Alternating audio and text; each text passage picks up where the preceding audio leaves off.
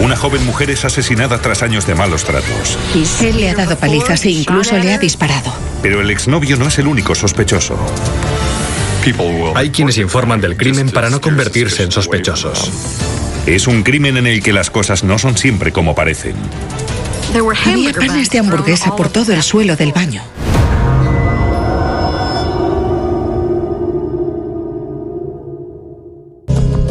Incluso de niña, Christine Sanubein soñaba con trabajar en los informativos. Christine quería ser periodista.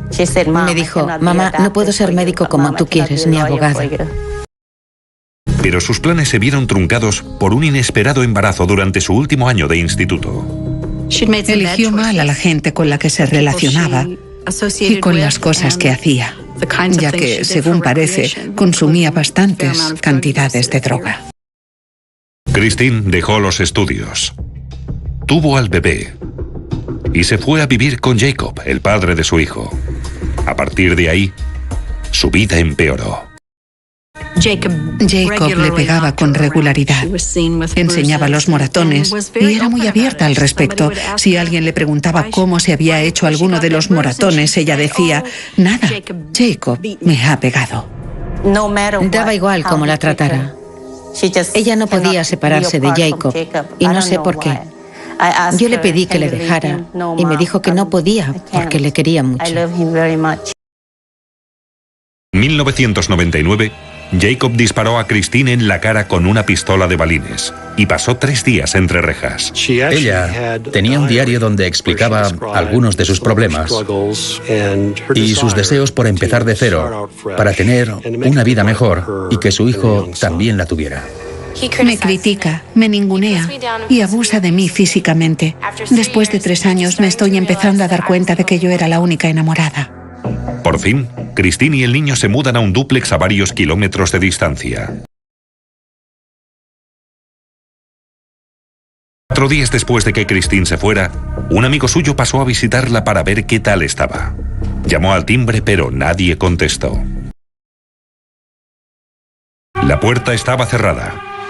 Cuando miró por una de las ventanas, vio al hijo de Christine de tan solo 2 años llorando solo. Le pareció oír que decía, mami está muerta, y eso hizo que saltaran las alarmas. Quitó la mosquitera, entró y encontró a Christine semidesnuda y boca abajo en la bañera llena de agua.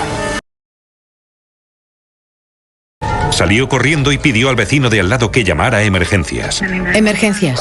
Quiero informar de una muerte. ¿Qué ha pasado? El chico ha dicho que estaba muerta. ¿Pero qué edad?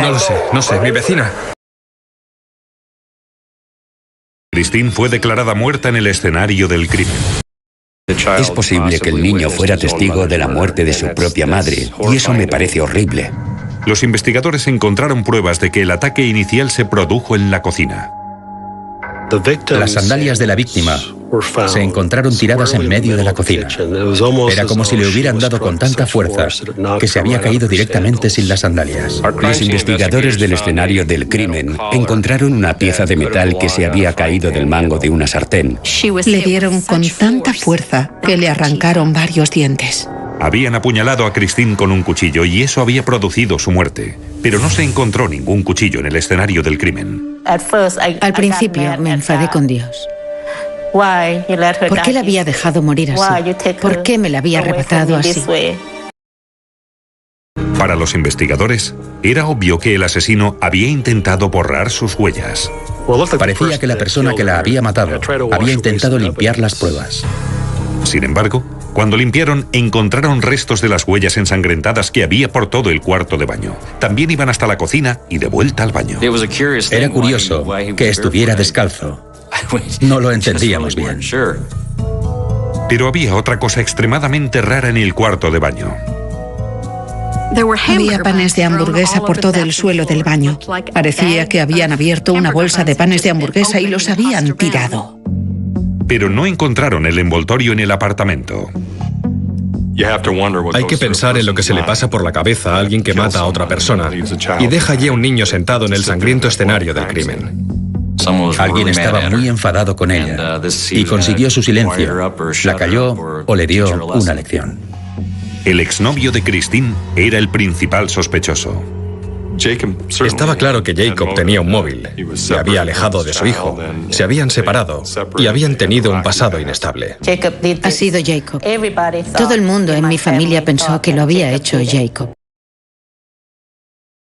Por el escenario del crimen se deducía que Christine Sanuvein conocía al asesino. No se había forzado la cerradura y no habían robado nada. Nunca pensé en la posibilidad del robo. Yo siempre creí que se trataba de otra cosa. Podría tratarse de un tema de drogas, por rechazo, cualquier cosa, pero no se trataba de un robo. En la autopsia, el forense encontró pruebas de que Christine había sido agredida sexualmente. Es obvio que el asesino dedicó un tiempo a ocultar las pruebas del crimen, ya que intentó limpiar las pruebas de ADN en la bañera. Le había hecho un corte en la garganta y la autopsia reveló que la tráquea estaba totalmente sesgada. Cuando se utiliza un cuchillo contra la víctima, quiere decir que se trata de algo muy personal. A Christine no se le pudo realizar ninguna prueba toxicológica porque el doctor Liers no pudo conseguir sangre. En esta radiografía podemos observar el balín alojado en la cara de Christine, un cruel recuerdo del tiempo que pasó con su exnovio Jacob Hadley. Un recuerdo de cuando él le disparó con una pistola de balines tan solo 18 meses antes. Se peleaban constantemente. Solo podía haberla matado Jacob. La época más peligrosa para una víctima de violencia de género es justo después de separarse de su maltratador. Y ella acababa de hacerlo. Acababa de mudarse de su casa. Los agentes interrogaron al exnovio de Christine, Jacob, justo después de su muerte, y dijo que la noche del asesinato estaba a hora y media de distancia del lugar de los hechos. Jacob consiguió que 2 testigos creíbles testificaran que habían estado bebiendo con él. De hecho, eran 2 miembros del equipo femenino de atletismo de la Universidad de Iowa. No obstante, el forense estimó que la muerte podría haberse producido a cualquier hora entre las 9 de la noche y las 3 de la madrugada. Y Jacob no tenía coartadas para todo ese periodo de tiempo. Las pruebas del escenario del crimen indicaban que el asesino era seguramente un conocido de Christine. Y otras de las pruebas sugerían que se trataba de alguien que vivía cerca. Porque, por ejemplo, no llevaba zapatos. Cuando hay huellas ensangrentadas de pies descalzos, es obvio que se trata de alguien cercano, alguien que vive en la misma residencia o un allegado. La gente normalmente no suele ir por ahí descalza. Y en el interior del cuarto de baño, los investigadores encontraron una posible explicación de por qué estaban allí los panes de hamburguesa. Encontraron el cierre de la bolsa de los panes de hamburguesa en el suelo, así que parecía que la bolsa se había abierto en el cuarto de baño. Pero no encontraron el envoltorio. Supusimos que el asesino podía haber utilizado la bolsa para envolver el cuchillo y que, al sacarlo del apartamento, no fuera goteando sangre por todas partes. Esta era otra de las pruebas que indicaban que el asesino vivía cerca. No solo iba descalzo, sino que además no quería dejar un rastro de sangre, ya que seguramente habría dirigido a la policía hasta la puerta de su casa. Esto señalaba como sospechosos a 2 hombres de los que hasta ahora no se había sospechado. El hombre que decía haber encontrado el cadáver de Christine. Todd Hale, un chico de 32 años. El vecino de Christine, Carlos Robinson, que fue quien realizó la llamada a emergencias. Ellos se conocían ya que habían ayudado a Christine con la mudanza hacía 3 días. La policía había sospechado de Todd Hale, porque decía que había entrado en el apartamento de Christine a través de una pequeña ventana, sin alterar ninguno de los objetos que había en la estantería de dentro. Pensamos que para que Todd hubiera entrado por esa ventana, habría necesitado un físico de acróbata y no lo tenía. Pensaron que Todd era sospechoso por cómo había entrado en el apartamento. Nadie le abrió la puerta. Él mismo fue quien abrió la ventana, quitó la mosquitera y se coló por un pequeño hueco. Le pidieron que lo volviera a hacer delante de ellos. Le dejamos que nos demostrara cómo había entrado por la ventana sin tirar la estantería. Y lo hizo incluso con unas botas de punta de acero. Hale volvió a entrar sin tocar ninguno de los objetos que había encima de la estantería. Fue impresionante verle hacerlo. Fue como ver a un ladrón en acción. Entonces, la policía pidió al vecino de Christine, Carlos Robinson, que les indicara lo que había hecho aquel día y obedeció voluntariamente. Según los investigadores, fue de gran ayuda, muy cooperativo. Cuando la policía se marchó de la sala, como es obvio, siguieron observándole y vieron que se agachó y empezó a rezar. Se puso a rezar de rodillas. Yo creo que eso no pasa muy a menudo. Los investigadores tienen ahora 3 sospechosos del asesinato de Christine Sanuvein. Su exnovio, Jacob Hadley, que tenía antecedentes por violencia de género contra Christine. Le había pegado, incluso le había disparado y le había dado varias palizas anteriormente. Además, tenía una orden de alejamiento. Los otros 2 eran el hombre que encontró el cadáver de Christine y el vecino de al lado, que fue quien llamó a emergencias. Hay quienes informan del crimen para no convertirse en sospechosos. Sin embargo, los investigadores necesitaban pruebas forenses que pudieran inculpar a los sospechosos. Y tuvieron suerte, porque encontraron huellas en el escenario del crimen. A primera vista, las huellas no se ven, a no ser que te fijes mucho. Y estoy seguro de que el sospechoso nunca pensó que hubiera dejado tantas huellas por lo rápido que había intentado deshacerse de las pruebas físicas que podían incriminarle. Estas huellas de pies descalzos contenían mucho detalle y podían identificar al asesino con tanta precisión como una huella dactilar. Así que pidieron a Jacob Hadley, a Todd Hale y a Carlos Robinson que les dieran una muestra de su huella. Llamamos a Jacob, a Todd y al vecino al departamento de identificación criminal y tomamos muestras de sus huellas. Todd fue muy cooperativo. Le pusimos la tinta en la planta del pie, caminó por el papel, le volvimos a echar tinta y volvió a caminar por el otro lado. Las huellas de Todd Hale no coincidían. Con Jacob fue igual, también fue cooperativo. Las huellas de Jacob Hadley tampoco coincidían. Bueno, luego vino Carlos y me pareció raro, porque cuando le puse la tinta en la planta del pie, le pedí que se levantara de la silla y pusiera el pie en el papel. Se mostró reacio. Carlos caminó por el papel y a la vuelta pisó encima de las huellas que acababa de dejar. Supe que algo no iba bien. No era difícil entender las instrucciones que tenía que seguir. Era casi como si estuviera intentando borrar sus propias huellas. Finalmente, los agentes consiguieron huellas útiles y las compararon con las huellas ensangrentadas que había en el baño de Christine.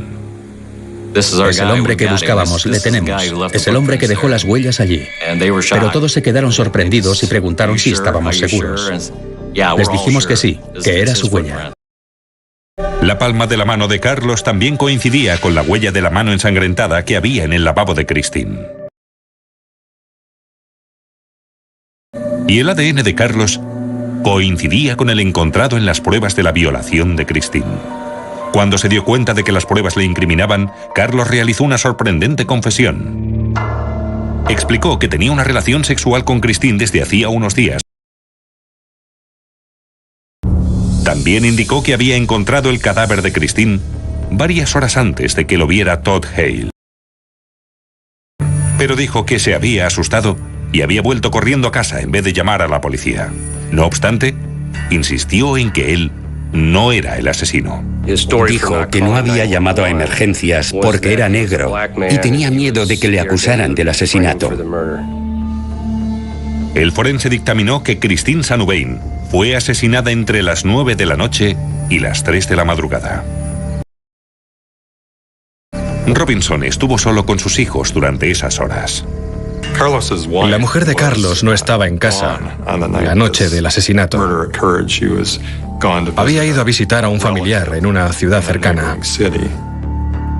Pero los investigadores necesitaban pruebas de que Carlos Robinson era realmente el asesino, y no solo un vecino que encontró el cadáver y se fue sin informar del crimen. La gente suele buscar a alguien con un móvil, y nosotros intentábamos demostrar al jurado que una persona que conocía a la víctima desde hacía solo 4 días la había matado y que no había sido su exnovio maltratador. Los investigadores descubrieron otra prueba más o una nueva complicación. Mirando las pruebas del escenario del crimen, Los científicos se dieron cuenta de que los panes de hamburguesa tenían algo raro. Al principio, cuando nos fijamos en los panes de hamburguesa, no entendíamos lo que estábamos viendo. Uno de ellos tenía una forma extraña. Iluminamos los ángulos oblicuos, utilizamos luz ultravioleta y además hicimos fotos del panecillo. Las hendiduras parecían un dedo gordo del pie, parte de la planta y del segundo y el tercer dedo. Era obvio que era un pie. Además, se podían ver los detalles en el pan de lo que parecía una huella. Si la huella coincidía con la de Carlos Robinson, los abogados iban a poder cerrar el caso. El sospechoso encontró el paquete de panes de hamburguesa en la cocina de Christine. Tiró los panes al suelo y utilizó la bolsa de plástico para llevarse el cuchillo. Los panecillos estaban frescos y la persona que iba descalza pisó uno de ellos. Pero si la huella no era de Robinson, aparecería la posibilidad de que no hubiera sido él o la de que tuviera un cómplice. Teníamos que demostrar no solo que el acusado había cometido el crimen, sino también que no lo había cometido ninguna otra persona. Los agentes que se dedicaron a la investigación del asesinato de Christine Saint-Hubain encontraron una extraña prueba en el escenario del crimen. Habían descubierto lo que parecía una huella en un pan de hamburguesa al lado del cadáver de Christine. Según los investigadores, podía haberla dejado el asesino al huir del lugar de los hechos. Para verificar su trabajo, los investigadores de Iowa llevaron el panecillo y las fotografías a Gene Zarnecki, un experto analista de huellas del Laboratorio de Investigación Criminal de Des Moines, en Iowa. Zarnecki confirmó que se trataba de una huella del pie derecho.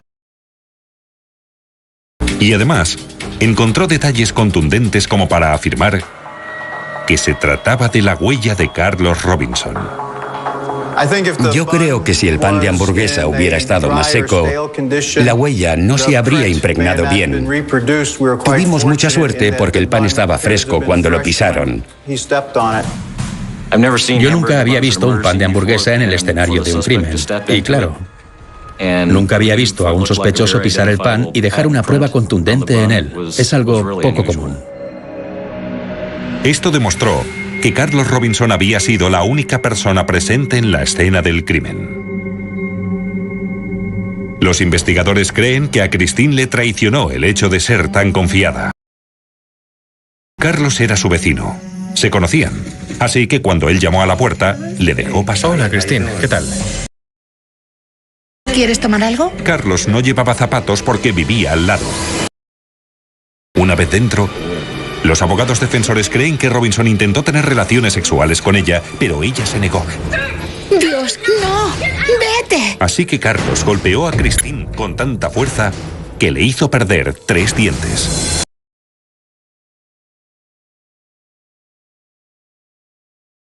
Entonces, la llevó al baño donde la violó y la mató con un cuchillo.